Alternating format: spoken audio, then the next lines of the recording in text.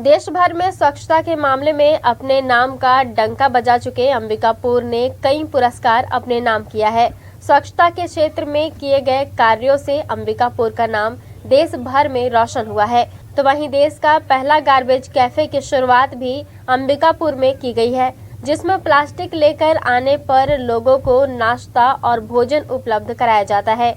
अंबिकापुर की इस पहल से घूम घूम कर प्लास्टिक एकत्रित करने वालों को भोजन की चिंता से निजात मिल चुकी है। गार्बेज कैफे में अब तक हजारों किलो प्लास्टिक पहुंचाकर लोगों ने भरपेट भोजन और नाश्ते का लुत्फ उठाया है। दरअसल नगर निगम अंबिकापुर ने शहर सहित जिले को प्लास्टिक मुक्त करने को लेकर गार्बेज कैफे की शुरुआत की थी। 2017-18 में अंबिकापुर के प्रतीक्षा बस स्टैंड में पूर्व उप मुख्यमंत्री टी.एस. सिंहदेव के द्वारा गार्बेज कैफे का शुभारंभ किया गया था, जहां आधा किलो प्लास्टिक लाने पर लोगों को नाश्ता और 1 किलो प्लास्टिक लाने पर भोजन कराया जाता है। जहां अब तक 8000 किलो प्लास्टिक गार्बेज कैफे में पहुंच चुका है, जिसे बेचकर स्वच्छता दीदियों ने आय भी अर्जित की है, जिससे कहीं न कहीं प्लास्टिक की वजह से दूषित हो रहे पर्यावरण को भी सुरक्षित रखने का कार्य नगर निगम अंबिकापुर ने किया है। मेरा नाम सोनाश्री टोप्पो है। मैं सलारम सेंटर इंचार्ज हूँ, न्यू बस स्टैंड सेंटर की। इस बस स्टैंड में गार्बेज कैफे कब से शुरू की गए हैं और क्या उद्देश्य क्या क्या यहाँ मिलता है? सर, यहाँ गार्बेज कैफे का उद्देश्य ये है कि लोगों घर से जो पन्नी एकत्रित करते हैं, 1 किलो पन्नी लाने पर भोजन दिया जाता है और हाफ केजी पन्नी लाने पर नाश्ता दिया जाता है। कितने क्वांटिटी में पन्नी आ गई है यहाँ तक? लगभग 5000 1 केजी वाला आ गया है और 3000 आसपास हाफ केजी।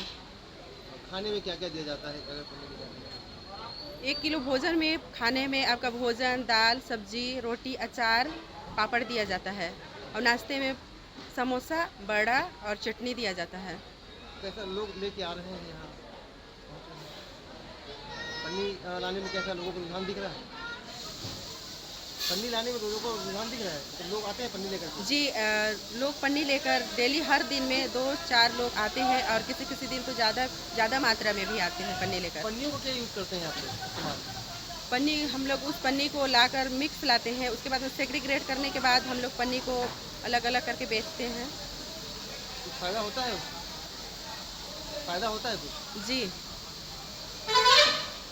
उसमें वाइट पन्नी में हम लोग फ़ायदा रहता है और कलर पन्नी में कम। तो कहीं ना जी, पहले सड़कों पे, रोडों पे और ज़मीनों पे और पन्नी फेंका हुआ रहता था, लेकिन अब कम मात्रा में है। अंबिकापुर में खुले देश के पहले गार्बेज कैफे की सराहना देश भर में हुई और इस योजना से भी अंबिकापुर का नाम और भी ज्यादा जग जाहिर हो गया।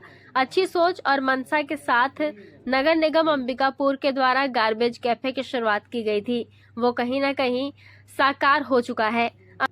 अंबिकापुर शहर के घरों और सड़कों से प्लास्टिक सीधे गार्बेज कैफे तक पहुंच रहा है और तो और स्वच्छता दीदियों के द्वारा घरों से निकलने वाले कचरों को घरों से एकत्रित भी किया जा रहा है। अंबिकापुर के गार्बेज कैफे में सरगुजा जिले सहित शहर के लोगों ने तो प्लास्टिक पहुंचाकर नाश्ता और भोजन का लुत्फ उठा रहे हैं।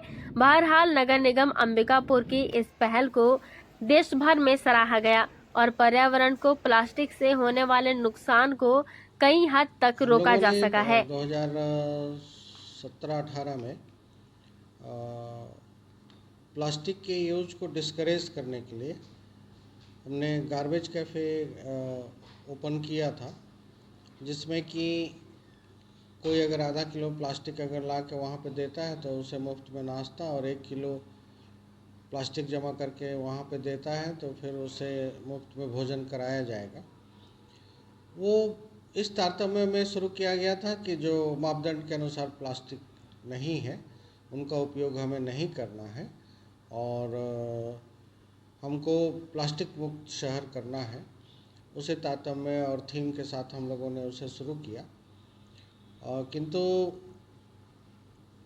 बीच में 2.5 साल जो कोरोना का पीरियड रहा और उस समय जो सारी व्यवस्थाएं बंद हुई, उसकी वजह से सारी चीज़ें डिस्टर्ब हुई और आज के डेट पे अंबिकापुर शहर में स्पेशली मैं कहना चाहूँगा, क्योंकि सॉलिड वेस्ट मैनेजमेंट का मॉडल अंबिकापुर से जो हम लोगों ने शुरू किया 2015-16 से ही, तो लोग यहाँ पे बाहर प्लास्टिक फेंकना और इन सब चीज़ों में काफ़ी जागरूक हुए।